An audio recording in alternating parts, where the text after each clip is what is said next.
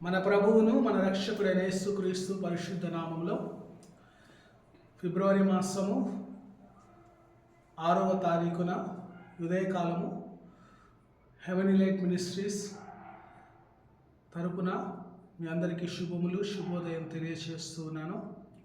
మనమందరము దేవుని సన్నిధిలో పాట పాడుకుంటూ దేవుని స్తుతిద్దాం. మన మధ్యలో నయోమి ఉండగా తన పాటను పాడుచుండగా తనతో కలిసి మనం పాట పాడుకుందాం. అద్వితీయుడు నజరేయుడైన యేసు నామమునకు మహిమ కలుగును గాక. పాట పాడుకుంటూ దేవుని ఆరాధన చేసుకుందామండి. హల్లెలూయా. Thank you Lord. లెక్కించలేని స్తోత్రము దేవా ఎల్లప్పుడూ నే పాడెదను. లెక్కించలేని స్తోత్రము దేవా ఎల్లప్పుడూ నే పాడెదను. ఇంతవరకు నా బ్రతుకులో ఇంతవరకు నా బ్రతుకులో నీవు చేసిన మేలకై లెక్కించలేని స్తోత్రము దేవా ఎల్లప్పుడూ నే పాడెదను. ఆకాశము దాని క్రిందున్న ఆకాశము ఆకాశము దాని క్రిందున్న ఆకాశము భూమిలో కనబడునవన్నీ ప్రభువా నిన్నే కీర్తించు. భూమిలో కనబడునవన్నీ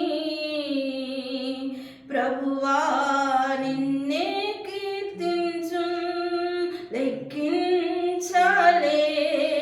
స్తోత్రము దేవా ఎల్లప్పుడూ నీ పాడెదను. లెక్కించలేని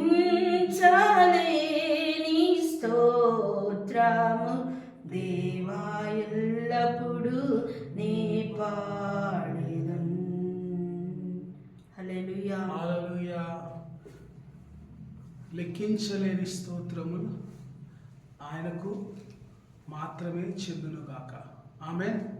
దేవుడి దినం మనకి ఏర్పాటు చేయబడిన వాక్య భాగము యెషయా గ్రంథము 45వ అధ్యాయము 2వ వచనము మొదటి భాగం మనం చదువుతూ ఉన్నాం. నేను ముందుగా పోవచ్చు మెట్టగానున్న స్థలములను సరళము చేసేదను. ఆమేన్. ఇక్కడ రాయబడిన మాట ఏమంటున్నాడు? నేను నీకు ముందుగా పోవచ్చు. మనకు ముందుగా నడిచే దేవుడు. ఆయన ఇజ్రాయేలుకు ముందుగా నడిచిన దేవుడు. ఉదయకాలము మేఘస్తంభముగా, రాత్రి కాలము అగ్నిస్తంభంగా నడిచిన దేవుడు మన దేవుడు. నీ కుటుంబానికి ముందుగా నడవబోతున్నాడు ఆయన. నువ్వు వెళ్తున్న ప్రతి పనిలోనూ దేవుడు నీకు ముందుగా వెళ్ళబోతున్నాడు. నువ్వు చేస్తున్న ప్రతి ప్రయాణంలో దేవుడు నీకు ముందుగా వెళ్ళబోతున్నాడు. దేవుడు అంటున్న వాగ్దానము మనము నేర్చుకోబోతున్నాం. మెట్టగా ఉన్న స్థలములను ఆయన సరళము చేయును. ఇంగ్లీష్లో ఏమంటే క్రుక్కుడ్ అన్నాడు, అంటే వంకర మార్గాలు, వంకర త్రోవలు. హల్లెలూయా. మనకు ఇక్కడ రాయబడిన మాటను మనం గమనిస్తే మెట్టగా అనే మాట దగ్గర క్రుక్కుడ్ అంటే వంకర త్రోవలు అని అర్థం. ఇక్కడ రాయబడిన మాటను మనం యెషయా గ్రంథం 40వ అధ్యాయం 4వ వచనం చదివితే ప్రతి లోయను ఎత్తు చేయవలను, ప్రతి పర్వతమును ప్రతి కొండను అణచవలను, వంకరవి చక్కగాను కరుకైనవి సమానముగా ఉండవలెను. ఆమేన్. ఇక్కడ అంటున్నాడు చూడండి, వంకరవి ఎలా చేస్తాడంట? చక్కగా చేస్తాడు. ఇప్పుడు నీ జీవితంలో కూడా ఏదైతే వంకరగా ఉందో, ఏదైతే కరుకుగా ఉన్నావో దేవుడు వాటిని చక్కగా, వాటన్నిటినీ సమానముగా దేవుడు చేయబోతున్నాడు. అవి ఎటువంటి పరిస్థితులైనా, అవి పర్వతము కావచ్చు, కొండలు కావచ్చు, లేకపోతే భయంకరమైన తుఫాను లాంటి అలలు కావచ్చు, వాటన్నిటిని దేవుడు ఏం చేస్తున్నాడు? నునుపైన వాటిగా, నిమ్మలమైన వాటిగా చేయబోతూ ఉన్నాడు. ఈ ఉదయకాలం దేవుడు మాట్లాడుతున్న మాట, నేను నీకు ముందుగా పోవచ్చు. ఆయన ముందుగా ఉంటే ఎటువంటిదైనా కానీ ఏమైపోతుంది? సరళము చేయబడుతుంది. ఎటువంటిదైనా కానీ నునుపు చేయబడుతుంది. ఎటువంటిదైనా కానీ చక్కగా చేయబడుతుంది. మరొక వాక్యం నేను చదువుతాను. యెషయా గ్రంథం 42వ అధ్యాయం 16వ వచనంలో కూడా ఈ విధంగా అంటున్నాడు, వారు ఎరుగని మార్గమున గుడ్డి వారిని తీసుకుని వచ్చేదను, వారు ఎరుగని త్రోవలో వారిని నడిపింతును, వారి ఎదుట చీకటిని వెలుగుగాను, వంకర త్రోవలు చక్కగా చేయుదును. ఆమేన్. ఏం చేస్తాడంట? వంకర త్రోవలను చక్కగా చేస్తాడంట. నీ కుటుంబానికి ఏదైతే త్రోవలు వంకరగా ఉన్నాయో, అడ్డదిడ్డంగాను లేకపోతే ఎటుపడితే అలా ఉన్నాయో, దేవుడు వాటన్నింటిని ఏం చేస్తాడంట? చక్కగా చేయబోతూ ఉన్నాడు. ఆమేన్.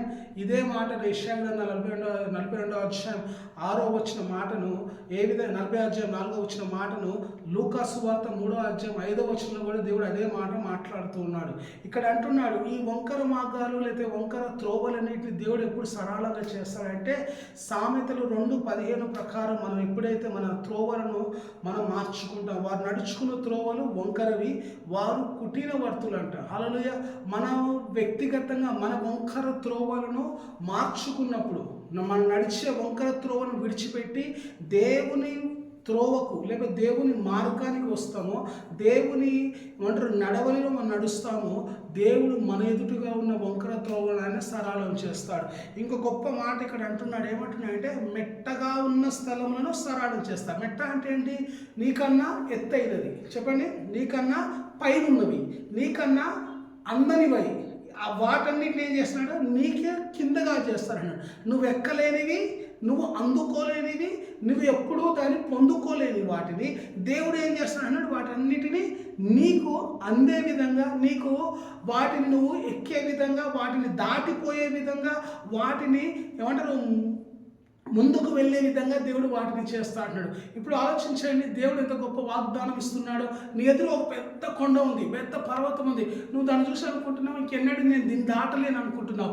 దాన్ని ఎప్పుడు నువ్వు ఏమంటారు ఓవర్కమ్ చేయాలనుకుంటున్నావు. కానీ ప్రభు అంటున్నాడు, వాటన్నిటిని నేను ఏం చేయబోతున్నాను? సరళము చేయబోతున్నాను.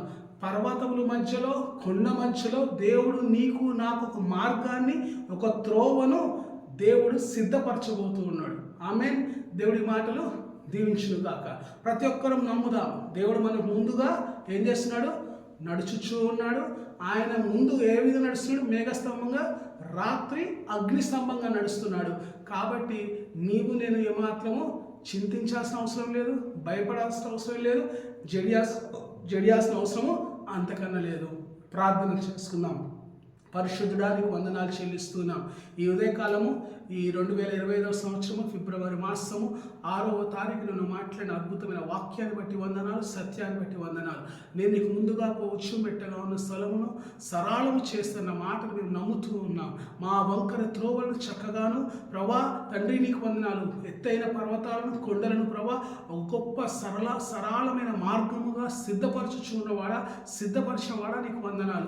వీటన్నిటిని మేము అనుభవించబోతూ ఉన్నాం. వీటన్నిటిని మేము ప్రభా మా జీవితాల్లో మేము పొందుకోబోతున్నాం.